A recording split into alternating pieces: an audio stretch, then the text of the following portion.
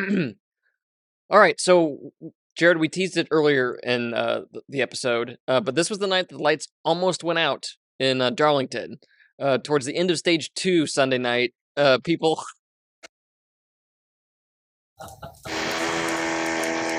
do not believe how bad that sounds back here.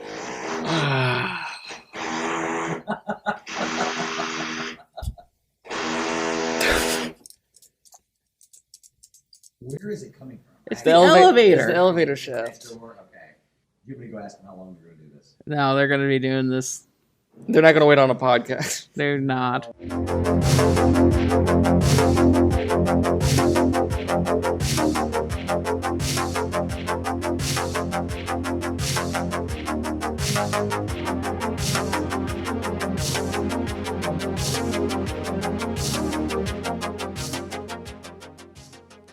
A video game move wasn't needed to win Sunday night's Southern 500 Darlington Raceway, but as a viewer, we might have preferred it.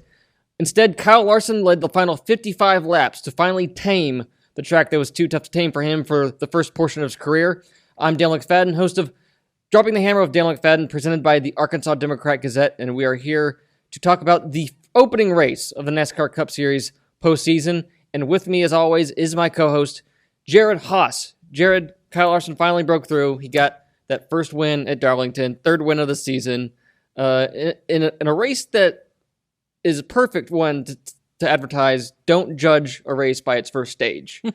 Because if we were doing that, Denny Hamlin would have won, and it would have been a very boring race. Would have been basically a caution-free race. Yes, exactly. Because that first caution came on the last lap of the stage, coming to the stage in. But yeah, don't judge a race by its first stage, because it would have been not as good as this one turned out to be. Well, Larson finally secured the win. It felt like the past couple years, ever since that championship hangover, Kyle Larson's had a lot of those wins where he's dominated and went out front and then just couldn't close the deal, right? Mm-hmm. But the tables turned. It was Denny Hamlin that was the dominant car early on, stage 1, stage 2, and issues arose, which we'll get into later in the podcast. And Kyle Larson was able to capitalize and lead 55 laps en route to victory to secure himself into the round 12.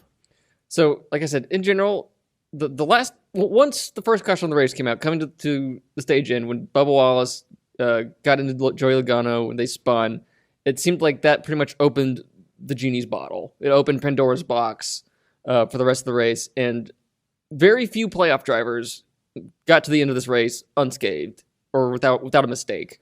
It was basically, I believe, William Byron, Brad Keselowski, Chris Buescher, and Ross Chastain. 4 of the 16 drivers managed to not have anything bad happen to them. And we talked about last week how this first round of the playoffs, it's just survive. Yeah. As few screw-ups as possible. But when it comes to Darlington, this happens. Typically, first race of the playoffs, lots of playoff drivers have bad stuff happen to them, whether it's the heat of the moment, whether it's Darlington. It just all happens, and it again happened last night. This is a tough track. Sunday night, so. This is a tough track. This is, those tracks are, I would say, made for half the speed that they're going, and trying to manage the sand beaten down surface that is Darlington Raceway. It is a tough track mentally and physically as well. It's a good test, a litmus test to say who's a contender and who is a pretender. And Larson came above 2, and you mentioned 2 of those drivers in there are teammates, RFK Racing teammates. And I think they're hitting the cylinders at the right time of being consistently up there without an issue. Buescher and Keselowski both finished in the top 10, but you're absolutely right, where if you have advancing to the round of 12 is just not committing mistakes and not falling under and losing that little bit of cushion that you have. Yeah, and luckily Larson bounced back for one of his mistakes. I believe it was early in the final stage or in the second stage, where he smacked the wall pretty good after his car got stuck in neutral. Yeah, and he lost a few spots. But that paled in comparison to some of the other mistakes we saw Sunday night. Here's some of them. Denny Hamlin, who led the most laps by a lot, he had 177 laps. He had to pit for a loose wheel. and then he got involved in a wreck in the final stage that collected, among other playoff drivers, Kyle Busch, Michael McDowell, Todd Gilliland, and teammate Christopher Bell. So 1, 2, 3, 4 of the 5 drivers in that wreck were playoff drivers. You had Bubba Wallace and Logano had their contact in the spin. Logano also had a penalty for too many crew members over the wall. McDowell also had a speeding penalty. Ricky Stenhouse Jr. had a speeding penalty. Martin Truex Jr., who I picked to win the race, I believe had to pit for a loose wheel, and he wound up finishing... He finished in 18th. 18th. So not a great day for Truex, who was one of the favorites to win this race and he's had a pretty, just solid run since the summer, and then you have this hiccup, first race of the playoffs. That's not how you want to get out of bed in the morning. But like I've said, other than that, it was just like really 4 drivers, unless you want to count Chris Buescher's car almost catching fire in the pits. And on the final restart, Keselowski restarted 4th or 5th, then dropped like a rock. Yeah. And almost got in a wreck. They didn't mention it on TV, but you saw it on the TV, him trying to I think merge up into traffic, and it almost caused mayhem, but it didn't. And then Keselowski wound up finished. Yeah, Joe Gibbs did not have a good day at all. Truex was the best finishing Joe Gibbs racing car in 18th position. You had Ty Gibbs in 21st. He was involved in that wreck. Christopher Bell, pole sitter, finished 23rd, had some issues with hitting the wall as well. And then, as we mentioned, Denny Hamlin finished 25th. A lot of people were looking for Joe Gibbs Racing to rise to the top. The cream rises to the top, and they were nowhere to be found in the top 15 at all. Wow. Yeah, Truex wound up having the highest place finishing of the JGR cars. But no, Kyle Larson bounced back. This was his 3rd win of the year.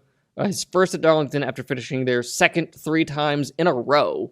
One of those included his video game attempt move to beat Hamlin there at Darlington back in 2021, which proved unsuccessful, though thrilling. So we could have done with a little bit of thrilling Sunday night, but it was fun to watch Larson and Reddick, his fellow California native and driver with dirt racing background, them wall riding it out. I can't remember there being any other head-to-head matchups between Larson and Reddick in the Cup Series. Can you? Do you remember any? Just like the ebb and flows of thing. No, I mean, Reddick's more recently kind of rising to the top on this occasion, and it seems like Reddick too. I'm trying to remember. I feel like would have been one of those second place finishes that Tyler Reddick had before he got in the win streak, but definitely at first that Reddick and Larson both are on the same page and performing well. And it would be at this track. It just would be. Well, just two wall riders. And where are we going next? Another track where there's wall riding, and a track where these two guys are really good at, Kansas Speedway. But we will get to that later in the show. But entering Sunday's race, Kyle Larson had led 715 laps at Darlington. This is up there with Bristol and Homestead. For Larson, though, he won at Homestead and Bristol. He won at Homestead last year. Bristol, I believe, was the year before in 2021. So this was one of those tracks. He's led well. He just hadn't able to seal the deal, and sometimes that just happens because the luck and the attrition of the race don't go your way. And Larson was able to do that as well. 715 laps. There's no question that Kyle Larson's talented. The question is, can he close out these deals and able to continue the success into the other rounds as well for him to secure his 2nd NASCAR Cup Series championship. All right, well, we got 2 audio clips from Larson. The first is Larson just talking about what it means to finally get a win at Darlington and get one of those crown jewel races. He has this one, Coke 600. All that's left is Daytona 500 and the Brickyard. Yeah. So, but here's what Larson had to say about finally getting that achievement. I don't know. I mean, it feels really good, honestly, just to get a win and finally win at this track. Like you said, we've led lots of laps here. So, I mean, to lead lots of laps here, you have to be good, at a number of different races through the different years. But, this is just a track that I really enjoy, suits my style, and, just haven't won yet here. So, was good to do it today.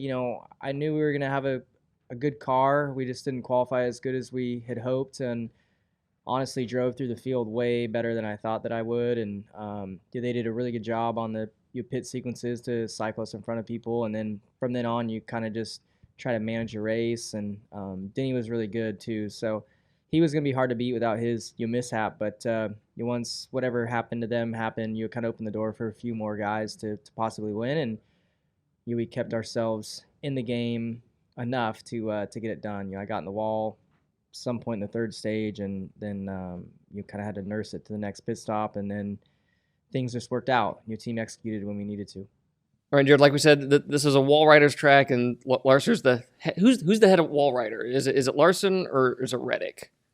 I thought you were going to say it was going to set up to Ross Chastain. I mean, he's the ultimate wall rider. What you talking about? Yeah. If you're talking about the ultimate dirt racer, I mean, that's Kyle Larson in the fact where, he has the experience. You have to ride that cushion almost between the wall. And, you're going to smack it a few times going down there 367 laps. And here's our next, speaking of that, here's our next clip from Larson talking about what it was like riding the wall throughout the night. He estimates he hit the wall like 20 times throughout the night. So here's what Larson had to say about riding the wall and the advice he gets from when he watches TV. Oh, you don't have to, ride that close to the wall. But here's Larson's response to that about what it takes to win at a track like Larson, and what it takes to win at a track like Darlington, and it takes riding the wall. Here's what Larson had to say. Yeah, no, I mean, the good thing with this car is that you can graze it some. Obviously, when you slap the wall, that's when things bend. I probably grazed the wall at least 20 times tonight or more, all in 3 and 4. I got it a little bit into one once, but really there was only 2 times where I thought that maybe it did some damage there. The first time was there late in the or middle of the third stage. I just didn't get a clean enough downshift, and it kind of hung into neutral between 4th and 5th and stayed there for quite a while, and then it finally dropped into 5th as I was like close to the center of the corner and went to 4th, and then I was just lower off of the wall. And when you're lower, I watch broadcasts all the time, and people are like, just give it some room, just get off. You don't have to run right next. Well, you have a lot less grip when you don't run right next to the wall. So I was a little bit off the wall because I had made the mistake on entry, and then by the time I got to 4th, it was already sliding, and then I slapped the wall, and then that's when I lost a bunch of time. So I'm sure it's bent a little bit, but thankfully not broke, and we were able to finish and still get a win. Okay, Jared. So this was Larson's third win of the season. His previous wins were at Richmond and Martinsville, so short tracks. Before that, his previous win was at Homestead last year. So it's weird. He's having a weird season. He leads the series in top 5 finishes. He has 11, but he only has 3 wins. Those came early in the season. It's been an up and down year, as his crew chief Cliff Daniels said. If you look at the season, it's like a perfect heartbeat. That's what it's like. Either he's winning or he's just down here. He's had 9 results of 26 or the worst this year, and he has 6 DNFs. Those aren't. That's not at first blush. That's not championship winning consistency. You know what you tell me with that type of news and what's going on with this championship candidate? You know what you take up? This is the resume. I can just rip it up and be like, you know what, that doesn't matter. All that matters is the wins that he got in, and he's advancing to the round of 12. I mean, he could just win 1 race per round, and he'd be safe. I mean, he's had a lot of crashes. He's had a lot. Like I said, his DNFs were with crashes. Yeah. Quite a few of them were at super speedways. Was involved in Charlotte as well, and Bristol Dirt. But at the end of the day, the mark of a championship is this championship format. It's not the consistency. Oh, he has 9 results, 26 or worse, but, he has 11 type 5s throughout this too. So it's getting hot at the right time, winning at the right moments, and Kyle Larson picked the right moment to win at Darlington and is going to be in the round of 12 at least. Yep. So he's making another step closer to championship. Yeah, but here's what Cliff Daniels had to say about what you take away from a season when you're good but also hot, just as, or when you're good but also cold, just as often. Like you said, he's called it like a perfect heartbeat. So here's what crew chief Cliff Daniels had to say about their season so far. It's hilarious if you plot the finishing, just the 5-car finish from all the races this year. It's a perfect heartbeat. So we had zero momentum all throughout the year. At any point we would win, finish 30th. Run second, finish 30th. Wreck from the lead, finish 30th, and it was just like that all year long. So I guess what I'm getting at is from a team building perspective, we had to really focus in on ourselves and learning the lessons in the moment that we needed to learn from some adversity that we created, or just overcoming some of the challenges that were thrown our way, and really set ourselves up to just have that, have that resilience within the team and kind of have that steady mind within the team, so that if we ever had the good fortune to have a top 5 day going again and we could close it out, we were able to do that. So we've been knocked around a bit this season, but we're battle tested and we're going to keep marching forward. Yeah, I think we had to look at it very realistically. And so here's what I mean by that. Even when we had the DNFs or the 30th place finishes, typically that came from running in the top 5. So it gets very discouraging by the time you're on your second or your third, wave or cycle of the up and the down. And so we've had to very much call it like it is. I certainly, made a few mistakes calling races this year. He's made mistakes behind the wheel. Our pit crew's made mistakes on pit road, on and on and on. We've had to find the right ownership in that of how to hold each other accountable and still build and learn from that, and kind of group ourselves together tighter through that.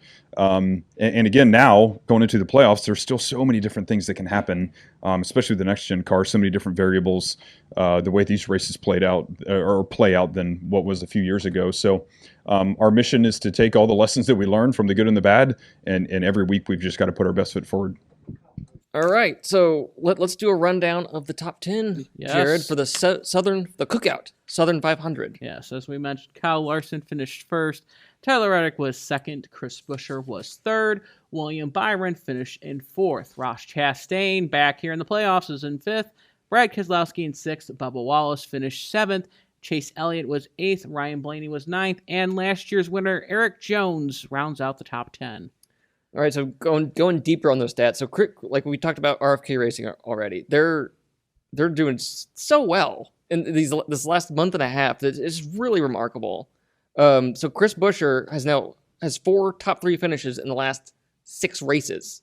He hasn't finished worse than 11th in that stretch. Then that was at the Indy GP. Brad Keselowski, he has 6 top 10s in the last 9 races. And but going into Kansas this week, he doesn't have any finishes better than 14th in the last 4 races there. And then you have William Byron, one of those 4 guys who didn't really have any problems except he started in back. He's finished 4th or better in the last 3 races after no top 10s in the previous 5 races. Hey, and we found Ross Chastain. We can take his face off the milk cartons now. He earned his first top 5 and only his second top 10 since he won at Nashville in June. And like you said, just rip up the resumes. Do you think this is a sign of what's to come for Chastain Company, or are you concerned maybe this might just be a blip for them? It looks more like a blip as the fact he almost went a lap down. Mm-hmm. Remember that at the end, I believe, at stage 1. And, this night's you're more racing the racetrack than trying to survive. Ross Chastain did run well at Kansas in the spring. I believe he was in the top 10. Yes, he was during the spring. So there's potential with that. But I felt like the inconsistency bug would hit him more. I had him as one of my first 4 out. So did I. But again, playoffs can prove you wrong as well. That sometimes it just takes 1 or 2 races to right the ship that was going so wrong for weeks. So yeah, looking up just making sure. Oh, come on, computer. Click. Yeah, Ross Chastain in the spring at Kansas. He was fifth. Yes. He was 5th. So yeah. Hopefully we can see something more out of him in these next 2 races. But then you had Bubba Wallace. He finished 6th or 7th. He spun early at the end, conclusion of stage 1. Was struggling early and was able to rebound and get a 7th place finish. And it's his first top 10 since Loudon. So again, like Chastain, better late than never. but like he's going to Kansas where he won this race last fall. And I believe he also finished fourth there in the spring. So that's a good track for him. All right, and then you had Chase Elliott, who's no longer he's not in the playoffs at all except the owners' playoffs. He finished eighth, and he's finished eighth or better in 3 of the last 4 races. And then you have Eric Jones, who, he won the Southern 500 last year. Legacy Motor Club across the board has pretty much been down all year, but he gets that top 10 finish, and it's his third top 10 in the last 7 races. And we'll give a little shout out to Carson Hocevar, finished 17th in his Legacy Motor Club debut. He made his Cup Series debut earlier this year at Gateway, was running pretty well until a brake failure happened. He was able to complete the race, completing all the laps with a 17th place finish, and he will be in the car for the next 2 weeks. But no, you're only your second Cup start, and you're finishing that well at the Track 2 Touch of Fame. That's impressive. And that car's not been good. Yeah. At all this year. And I think it was the best finish for the 42 car on an intermediate track this season. It's those little things that I think Carson realizes is finishing those races. And I think he made mention too that he has his ride set up, but it's not necessarily yet on the Cup Series level. So Carson Hocevar, there's going to be some big plans surrounding him on where he's going. There's a lot of speculation of going back, trucks, Xfinity, or even Cup Series. But this kid was born in 2003. I believe just only 18. He's 20 years old. So he's got a lot of potential. We'll see where he lands next year, but this is a good race to add to his resume. His performance at Darlington isn't a complete surprise because he made his second Xfinity start there early in the year, driving the 77 for a Spire Motorsports branded car. And he finished 6th. Yeah. So, not a complete surprise. Spire's a little bit more involved than they have the hauler and stuff. So Spire works on that quite a bit, but obviously Junior Motorsports help with that. So Carson Hocevar looking up and up on his resume. But yeah, I mean, a lot of survival was the key factor of this race. So one more top 10 note. This is a pop quiz time for you, Jared. So Ryan Blaney, he got a top 10 finish, finished 9th. All right. So he has 4 top 10s in the last 9 races. How many of those top 10 finishes have been in 9th? I'm going to have a feeling that it's going to be all 4 of these. Yep. See? He's like Ty Gibbs earlier this season. I think Ty Gibbs had a streak of like 9th place finishes as well. So, I mean, it's... But in 9 races, 4 times he's finished 9th. That's as high as he's gotten. So, and of his 13 top 10s all year, 5 have been 9th. Yeah. So, 9th place Blaney.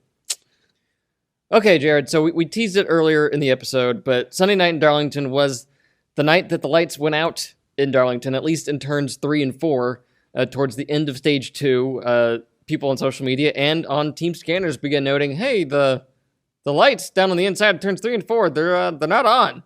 They're not coming on. And it slowly got darker and darker in turns 3 and 4 until they had to throw a caution. How's that listed on here? Light power outage in turn 4 from lap 180 to lap 191 plus a red flag. So, we're thankful for technology when it happens. Yeah. And when it doesn't work, it's not helpful. And, people don't realize how important those inside lights are. You can we got outside lights to light up the track. Well, no, you need the inside light to see where the wall's at. And it was pretty dark against the wall. I mean, you could hide people. Like, you could, play hide and go seek. And, that, especially considering that it's Darlington of all places where you need to know where the wall is, it needed to stop and get those lights adjusted because that was a safety issue. You just don't want someone just diving in there, pancake the wall, and cause a caution. So much needed. Glad they got it fixed. Well, it's not the first. This is not the first time I've encountered it. When I was living out in Charlotte working for NBC Sports, it happened, I believe, at a Coke 600, where the overhead lights on the front stretch, some had gone off through the tri-oval. Yeah. I don't remember how the situation resolved at all. but I do know that happened once. I remember a couple incidents, mainly when I went to Gateway in 2010 as a fan and covered the race in 2011. Yeah. 2021 for the Truck Series. Both had power issues where the lights were affected. And I remember the Budweiser shootout practice in 2011 when they were tandem drafting in the back straightaway, and then all of a sudden the lights went out, and it was just the 24-hour Daytona lights. Yeah, you tell me how to do tandem drafting in the dark at that. So we need lights to see at a track if we're going to race at night. So yeah. So like one of those bizarre things that you really don't want that to happen the opening night of the playoffs. Yeah. But it did. But nothing bad happened, No. fortunately, thankfully. But we did not leave Darlington without a little bit of controversy. And what controversy was that? We're talking about pit lane being closed or open. I wouldn't call that okay. So we should have brought this up when we were talking about the top 10. But so this is the first what if of the playoffs. Yeah, because Kevin Harvick, he was about to take the lead from Reddick 2 laps before. He was down on the inside. He was there.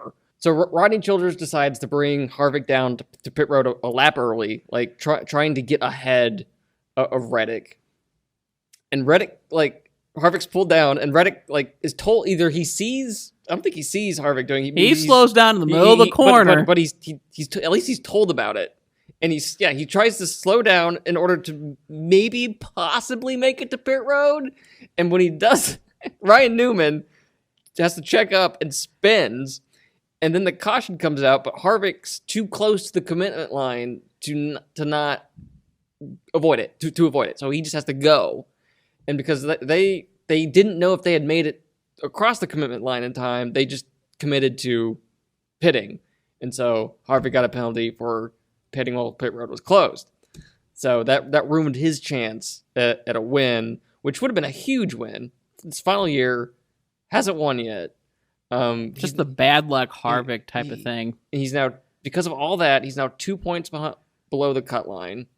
But this feels like the first big what if of the playoffs right here. And I've been reminded of a very similar situation that happened in 2006 at Watkins Glen. This happened the exact same thing to Kurt Busch when there was a car that spun on the track, and he was right there on the commitment line. And pit road closed right before he could go, and he couldn't dodge out. Okay. It's the victim of circumstances, right? You can't. Pit road's already closed. It was open, then it closes. I wish there was a little bit more of a lenience of that rule of where that if you go on it, you're committed, and then it closes like what happened in the Harvick situation. If you just drive by, you're fine. But I think with both situations, they both pitted. And obviously that's pitting under caution. So it's just a tough break. Caution just came out at the absolute worst time for Harvick. That split second when Ryan Newman was spinning. And, Larson and I believe both William Byron were going to be pitting too, and they jutted out. Yeah. But Harvick was way too committed. Mm-hmm. If he would have done that, he would have been past the commitment line, missing pit road, commitment line violation. It was just a bad box that Harvick was put in. But I've never seen anything quite like that, where car number 2 pits and the leader tries to pit 2, but causes a wreck behind him and screws over car number 2. I've never seen that before. It's basically the Mario Party analogy, Mario Kart, of just putting a banana peel right on second place. Mario Party analogy. All right, there's the episode title. Anyway, but unfortunate for Kevin Harvick. Doesn't get that win. But we're going to Kansas, going to Bristol. He had a good race at Bristol a couple of years ago, but we'll see how his round of 1 plays out. But anyway, that should do it for the Southern 500, unless you have any thoughts, Jared. Man, I mean, like I said, I've made mention of my thoughts. Poor Harvick, poor Hamlin with that phantom loose wheel, and Kyle Larson finally capitalized on everyone else's mistakes. Basically poor everyone but the top 4. So, but anyway, yeah, that'll do it for the 7500. Now we'll move on to our brief news section for the week.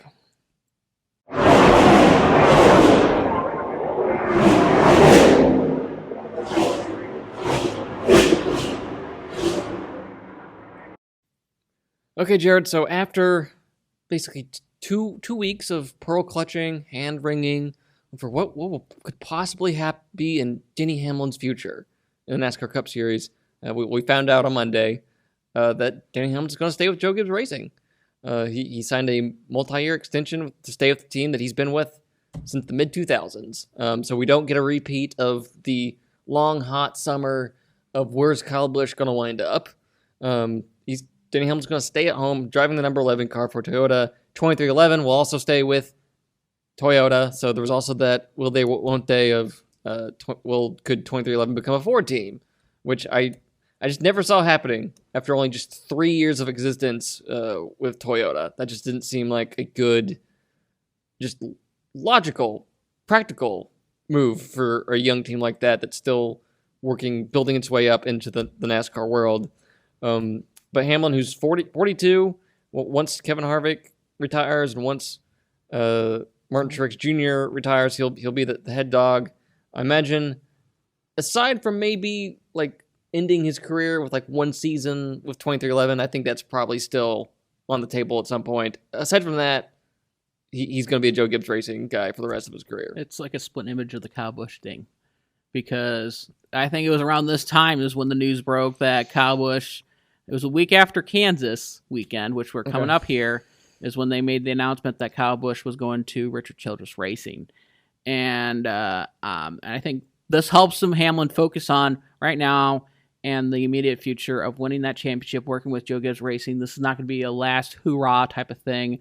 And mainly the details of holding up were Toyota's support of 2311 Racing, because even though Denny Hamlin's the driver, Denny Hamlin is the owner, and he has that good relationship with, want to make sure that relationship with Toyota still continues on.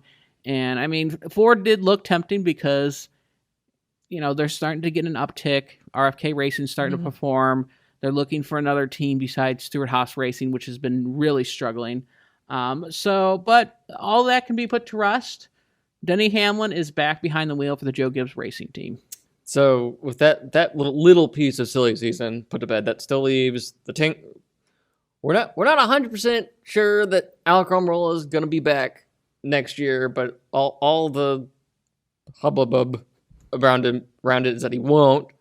So we don't know who will be driving the 10 next year. We don't know who will be driving the 31 car for Colleague Racing, which is currently driven by Justin Haley, who will join Rick Ware Racing next year, and the 42 car at Legacy Motor Club. We don't know who will be driving that car. And add some question marks to the 16 car. AJ Allmendinger will be with Colleague next season, but it's still to be determined if Allmendinger will still be in the Cup Series or will he be jumping back down to Colleague's Xfinity Series program. Man, if I'm in that situation, I don't think you're putting the team in the best situation if it's just a one season thing for Dinger, and then going back to Xfinity. I would think you'd want at least a couple of years of consistency before maybe going to the young guy. That's just my gut feeling. I think the big thing is AJ Allmendinger is a big, confidence in results type of person. Yeah. He'll get down when he's down. Yeah. And, that rejuvenated him from 2020 to 2022 when he was running the Xfinity Series. Yeah. So they're exploring the possibility whether it'd be helpful for AJ Allmendinger to be back down there, get a few more years of confidence, then go back up to the Cup Series, or commits full time to the Cup Series. Because, again, they missed the playoffs. There's been quite a few people in the early season predictions had him go get into the playoffs and be kind of a spoiler. Yeah. But it's been disappointing for the 16 team. Like I said, a lot of other questions. 42 is a relatively, we thought there was going to be one thing, and then obviously the incident happened. And still looking, I think it was John Hunter Nemechek was the forefront favorite for 2024. The 31 car is well known, but there's still who is going to be driving it. Everyone at Colleague knows, but nobody else does. Mm-hmm. And then the 10 car. And Chris Rice said it would surprise people. Yeah. So that's had me thinking, well, who'd be surprised? I mean, there's Chandler Smith, who's in the Xfinity Series. There's Matt DiBenedetto, who announced he was not going to be returning with Rackley Rare as soon as Austin Hill announced that he was re-signing with Richard Childress Racing. I think there was like a 2-week gap. There was a cut. There was a gap. This followed this. They were trying to get Austin Hill. That didn't happen. He's going back to Richard Childress Racing. Mm-hmm. So Matty D, a few other options. If Ty Dillon shuffles around in another team, that could be another fall place. But yeah, there's still a lot of question marks, and usually we have most of the question marks answered by this time. So yeah. I look forward to seeing where all the chips fall on that. So, all right, but yeah, that'll do it for our news update. So now it's time to preview round 2 of the NASCAR Cup Series playoffs. All right, the Hollywood Casino 400 at Kansas Speedway. Here's our preview of race number 2.